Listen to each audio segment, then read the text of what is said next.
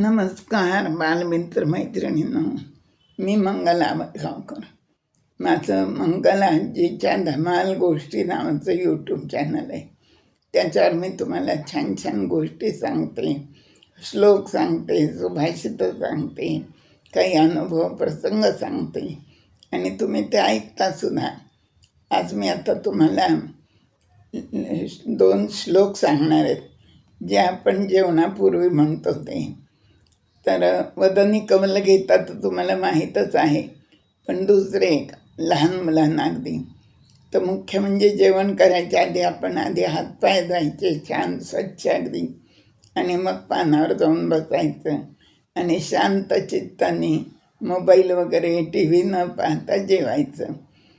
तर मग आम्ही लहान मुलांना, बालवाडीतल्या मुलांना शिकवतो, धुवा हात पाय चला भोजनाला, बसा नीट येथे तुम्ही मांडी घाला, नका मागू काही अधाशीपणाने, नका टाकू काही करा स्वच्छ पाने.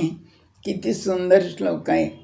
अगदी म्हणजे तुम्ही हातपाय धुवा, मांडी घालून नीट बसा, आदर्शपणाने काही मागू नका, आणि जेवढं लागेल तेवढंच घ्या, पानात काही टाकू पण नका.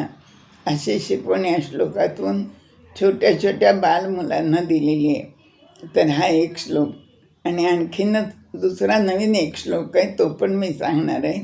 तर तो श्लोक असा आहे, वदनी कमल घेता नाम घ्या मातृभूचे, सहज स्मरण होते आपुल्या बांधवांचे, कृषीवल कृषिकर्मी राबती दिनरात, श्रमिक श्रम करोनी वस्तू त्या निर्मितात, करून स्मरण त्यांचे अन्न सेवा कुशाल, उदरभरण व्हावे चित्त होण्या विशाल.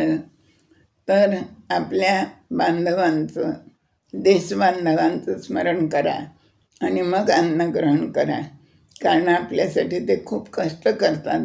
आपल्याला जे अन्न मिळतं, जे धान्य मिळतं, ते त्याच्यामागं कितीतरी जणांचे कष्ट असतात, श्रम असतात. तर त्या सगळ्यांची आठवण करून मग तुम्ही जेवण घ्या आणि त्या सगळ्या श्रमिकांची आठवण करा आणि व्यवस्थित पोटभर जेवा. आणखीन मन मोठं ठेवा, चित्त विशाल करा, त्याच्यासाठी हे अन्न सेवन करा. असा हा नवीन श्लोक आहे. आणि तो वदनी कमल घेता तर जुना श्लोक आहे. वदनी कमल घेता नाम घ्या श्रीहरीचे, सहजावन होते नाम घेता पुकाचे, जीवन करी जीवित्वा अन्न हे पूर्ण ब्रह्म, उदरभरण नो हे जाणी जे यज्ञ कर्म. हा रामदास स्वामींनी लिहिलेला श्लोक आहे. आणि रामदास स्वामी म्हणतात की उदरभरणं नाही आहे, हे पोट भरणं नाही आहे नुसतं, तर हे एक प्रकारचं यज्ञकर्म आहे. कारण आपला पोटातला जठराग्नी तापलेला असतो आणि आपण एक एक घास खातो, म्हणजे एक एक आहुती त्या अग्नीला देत असतो. म्हणून हे यज्ञकर्म आहे, हा एक प्रकारचा यज्ञ आहे, असं आपल्याला रामदास स्वामींनी सांगितलं आहे. म्हणून टी व्ही बघत जेवायचं नाही, मोबाईल बघत जेवायचं नाही. ही कडक पथ्य तुम्ही पाळायला पाहिजे. म्हणजे त्या लक्ष देऊन सावकाश चावून व्यवस्थित जेवलं की मग ते आपल्या अंगी लागतं. तर अशा प्रकारचे 3 श्लोक मी आज तुम्हाला सांगितले. धन्यवाद.